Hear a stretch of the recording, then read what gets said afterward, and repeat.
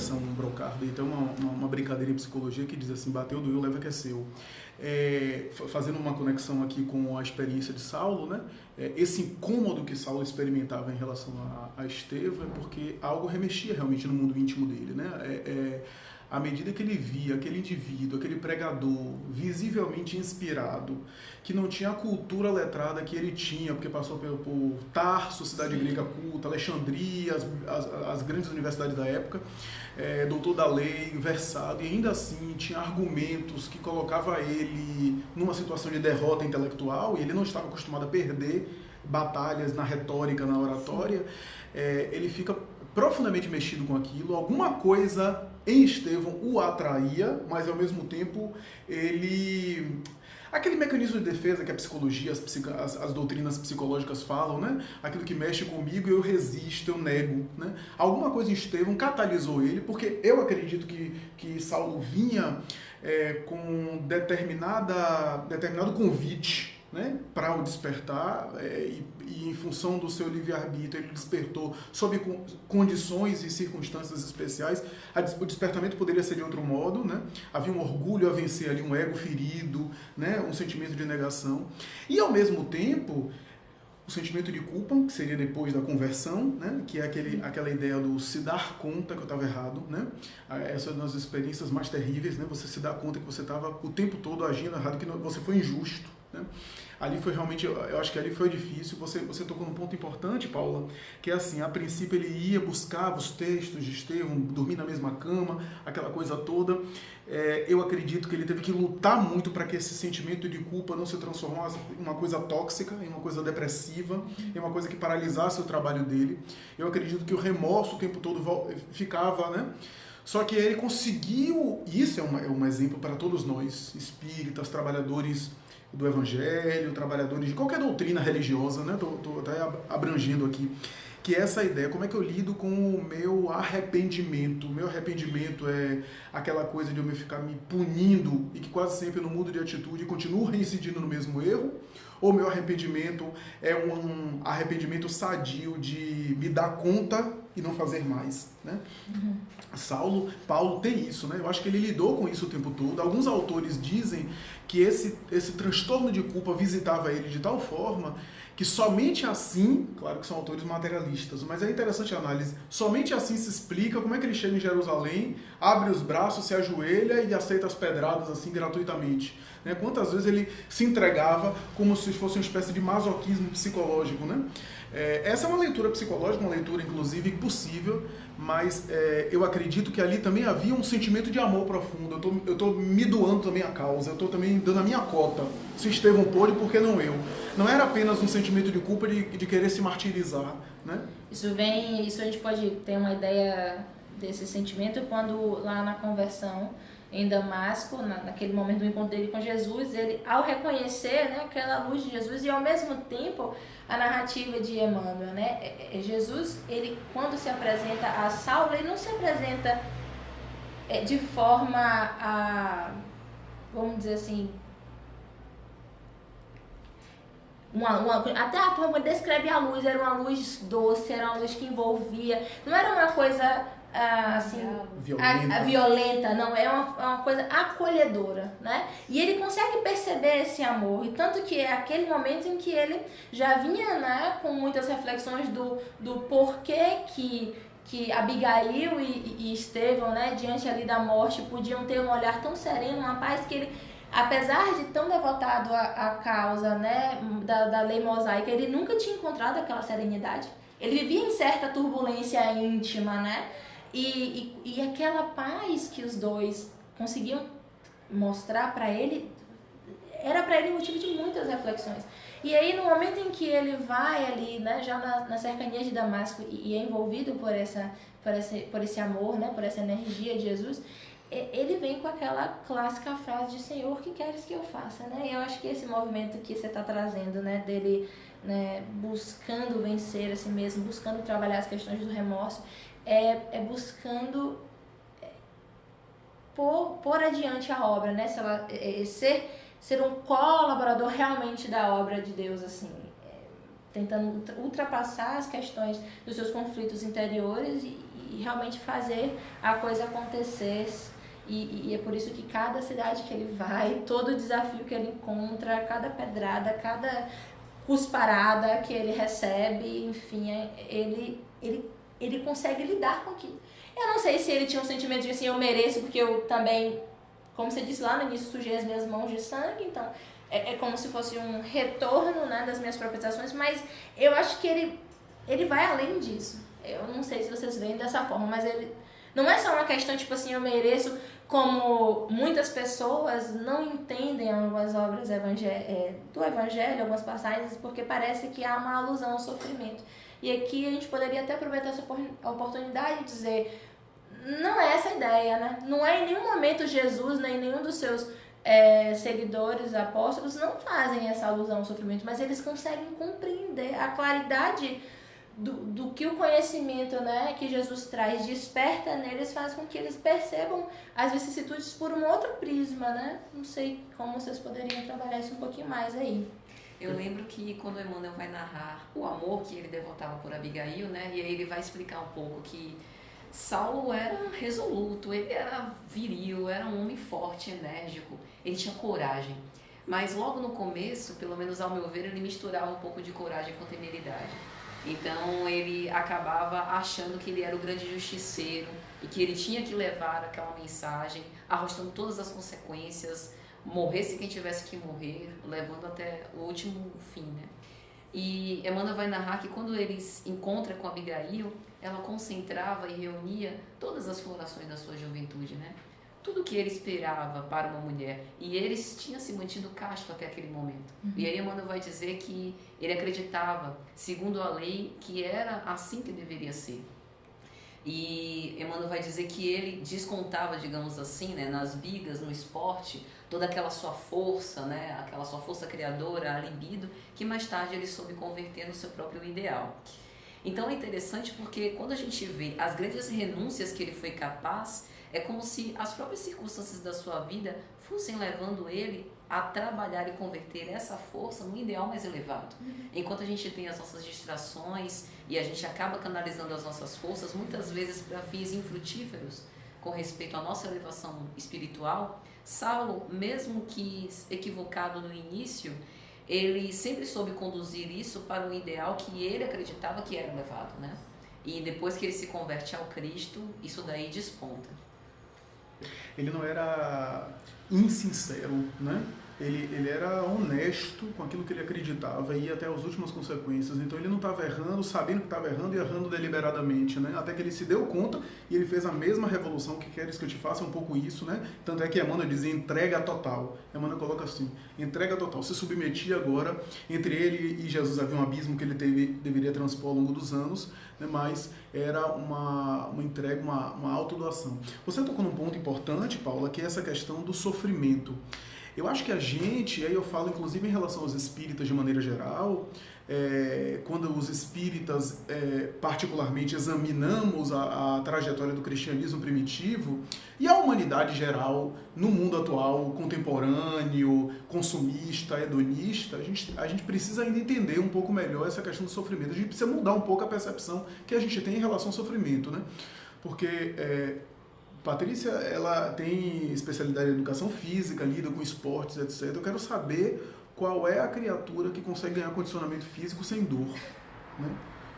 Qual é o corredor que consegue alcançar a performance, o desempenho. Copa do Mundo, né? Jogadores. Eu quero ver qual é o jogador que não tem lesão, qual é o jogador que não tem dor no treino, né?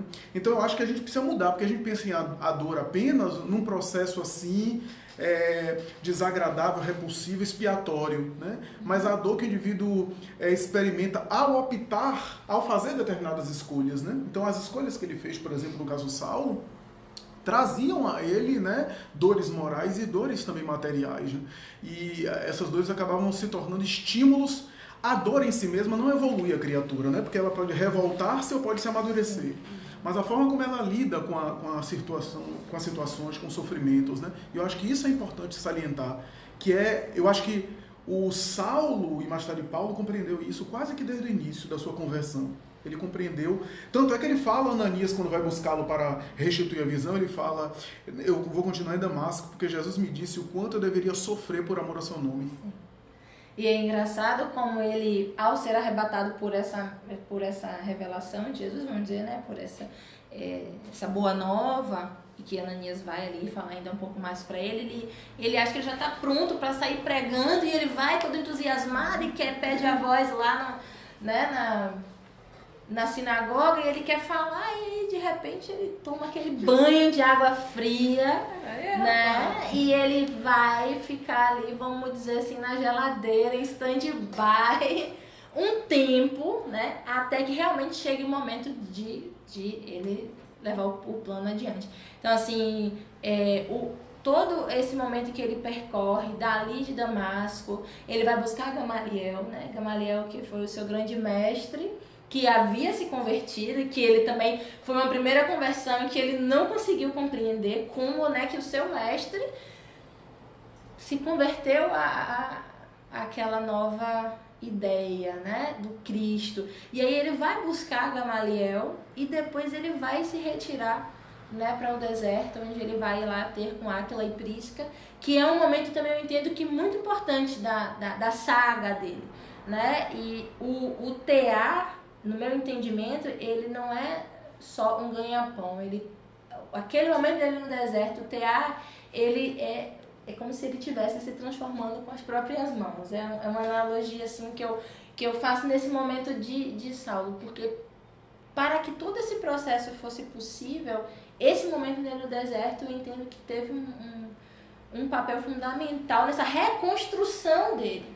Né, de buscar entender suas próprias questões, de entender o que seria dali pra frente a vida dele, né, de saber que, assim como ele teve um pouquinho ali já na demonstração em Damasco, né, da incompreensão dos seus, né, que eram seus compatriotas, enfim, aqueles que tinham a mesma ideia dele original, né, da antiga lei, da lei mosaica, e que já contaria, inclusive, com essa rejeição, né, de certa forma, ao decidir seguir Jesus.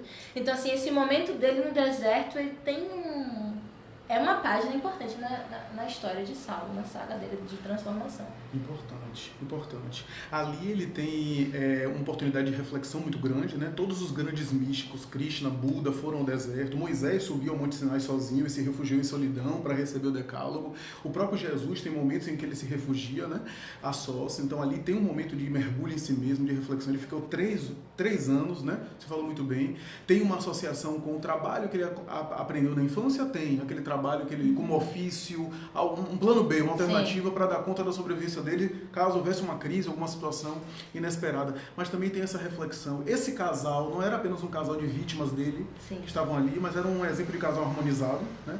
Era um casal que ele deveria olhar e deveria se ver com Abigail. Em alguns momentos ele deveria passar na cabeça dele, se Abigail estivesse, né, estaria assim comigo. Né, porque Áquila e Prisca eram muito harmonizados, inclusive no martírio, porque os dois receberam pedradas também, né, ao longo da obra, né, foram expulsos de casa, foram torturados, né, mas era um casal muito harmonizado, né, e um exemplo de casal ali com identidade, com afinidade, né, e que ele deveria sentir isso, né, porque o que Emmanuel diz é que o nome de Abigail e a figura de Abigail não aparecem em Atos, porque ele evitava falar dela, era tão importante para ele que ele evitava falar e banalizar a figura dela para qualquer que seja, inclusive para os apóstolos. E a gente vê isso na obra Paulo Estevão acontecer em alguns momentos, realmente ele se recolher e não falar. E já que nós estamos falando de Abigail, assim, quem é Abigail? Porque como eu estava falando aqui antes da gravação, a gente percebe que talvez por esse movimento de Paulo, né, dele não buscar falar muito dela, ela, de uma forma geral, ela não é muito falada.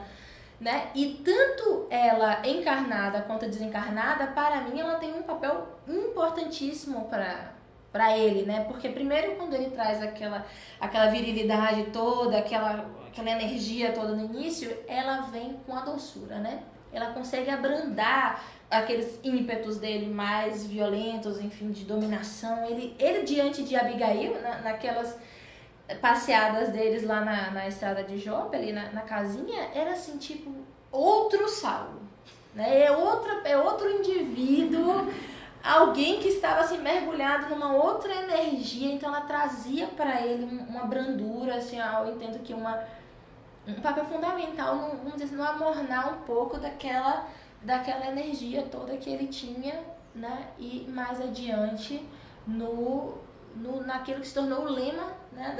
do seu apostolado, né? Que é o ama, trabalha, espera e perdoa, né? E então vamos aqui trazer um pouquinho dessa personagem pra gente.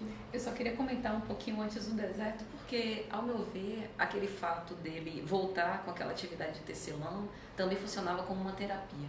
No momento em que ele é como se fosse uma oportunidade de recomeço para ele. Observe que Saulo, muitas vezes a gente diz, né, que é necessário ir até ao fundo do poço para poder reconhecer que você não tem mais nenhuma perspectiva. Saulo, ele foi até o topo, ele foi ao ápice, ele era juiz do Sinédrio, ele alcançou aquilo que os cérebros mais inteligentes da época queriam alcançar, e ele percebeu que algo ali lhe faltava, né? Ele percebeu um grande vazio interior quando ele esteve de frente com Jesus, e ele se arrependeu disso. Então, eu acredito que não há conversão sem deserto. Por isso, eu fico bastante reticenciosa em acreditar nessas pessoas que agora estão devotadas ao bem sem antes terem passado por um momento reflexivo, até mesmo depressivo, porque a depressão, ela, embora signifique uma emoção que puxa a pessoa para baixo, ela pode ser aproveitada para esse momento que antecede a redenção. No momento em que eu começo a mergulhar fundo nas minhas emoções, eu posso ter a oportunidade de me analisar e de ter uma mudança de comportamento. Então, para mim, o deserto realmente foi crucial. Sobre Abigail, das últimas vezes que eu li, eu comecei a ver Saulo e Abigail como duas polaridades psíquicas. É como se Abigail fosse a ânima e Saulo o ânimos. Então, observe que ela tinha mesmo, né, esse viés mais compadecido, compreensivo, e realmente a presença dela modificava ele, né, profundamente. Emmanuel vai dizer que quando eles confabulavam como dois namorados, ele não era dado a grandes arroubos de afeto, né, a grandes declarações cheias de amor e de palavras carinhosas, mas ela sentia naquela sua força o acolhimento e o afeto verdadeiro. Ela sentia que ali havia um coração generoso, né? Como Emmanuel vai dizer. E observe que mesmo ela não estando fisicamente com ele, ainda o acompanhando, como também Estevão fez, esse trio, ele continua tendo essas interferências e influências mútuas, né? E eu acredito que foi graças à presença de Abigail que a gente tem um homem transformado. Porque não fosse todo o suporte, né, a esperança que ele tinha de ter com ela de novo e viver esse amor sublime, mesmo que não fosse da terra, mas agora em outras circunstâncias, foi isso que o fez arrostar todas as consequências e ir até o final. Eu acho que seguindo essa linha de raciocínio, né, tendo essas polaridades do feminino doce, do masculino intrépido e corajoso, né, com as características a serem trabalhadas, né, o Gesiel Estevão, estando encarnado, estaria no centro, né, harmonizando como regente, né, uma simbologia do self aí, né, ânima, ânimos e self como sendo, porque o Gesiel, ele conseguia reunir a ternura, a doçura e ao mesmo tempo a coragem, a não violência de Mahatma Gandhi, né, a resistência pacífica, né, naturalmente que no mundo espiritual ele continuou sendo esse regente, né, e se transformou, né, nesse regente. A gente vê isso, Emmanuel falando, que por detrás das cartas paulinas mais tarde, da influência, da ação dele na comunidade cristã, sempre teve Estevão por detrás no mundo espiritual assessorando, e mais tarde quando Abigail desencarna, também Abigail engrossa essas fileiras, em alguns momentos é ela que chega mais próximo ao coração dele, né? É ela que sensibiliza mais o coração dele em alguns momentos para induzi-lo à reflexão. Em alguns momentos eu acredito que é provável que a própria Abigail é quem o intuísse, né? Naqueles momentos onde ele precisava amenizar um pouco esse temperamento bravo que ele tinha, né? Eu acho que... e inclusive no momento de desespero dele, ali em Tarso, quando ele sai realmente, quando eles têm essa conversa, né, em que ela traz esse lema para ele, ali ele alimenta, ele renova as esperanças, né, e o que seria essa vida dele dali adiante, porque até então era aquela sensação de que perdi tudo, né, e aí a vida, é o que você falou, de chegar à depressão, né, de chegar a uma reflexão mais profunda, que vai fazer com que ele realmente busque um significado para tudo aquilo que está acontecendo com ele. Então, eu também vejo a Abigail dessa forma como uma figura muito, muito peculiar, muito importante nessa história. Veja que o amor é essa força, né? Uma força invisível que muitas vezes nos sustenta, nos leva adiante, mesmo que a gente não perceba que a pessoa não está aqui materializada ao nosso lado. E Flávio, no início, quando ele começou sua fala, ele falou mais ou menos a idade de Saulo, de seus 30 e poucos, de Gesiel, de seus 20 e poucos, e ela de seus 18, né? 18, e assim, que presenciou todo o processo de violência e morte do seu pai, né? O seu irmão, né, ser entregue ali aos romanos também, sem saber se ia viver ou se não ia viver depois de tanto açoite, né? E perder a referência de todo mundo e sair em busca de um outro casal, quer dizer, alguém que também trouxe uma experiência muito profunda, muito jovem, né? E que depois, ao encontrar Saulo, pensa assim, poxa, é um porto seguro. E de certa forma eles ali realmente conseguiam cada um nutrir, né, suas necessidades, cada um com o seu aspecto. Eu acho que isso é uma outra reflexão interessante dessas vivências de Abigail. Você me fez lembrar uma coisa importante, Paula, é a experiência de o tempo todo perda, né? A perda do lar, a perda, Abigail viveu isso o tempo todo, né? E quando mais tarde o rompimento, primeiro a perda do irmão sendo martirizado por seu futuro marido, o seu noivo, mais tarde a perda do vínculo, porque Saulo entendeu de outra forma ali, né? Então esse sentimento de perda, né? Mais tarde o que consolava ela era a presença do próprio Ananias, né? E também a presença do irmão desencarnado, que às vezes já visitava, né? Ela tinha percepções nesse sentido no final da existência.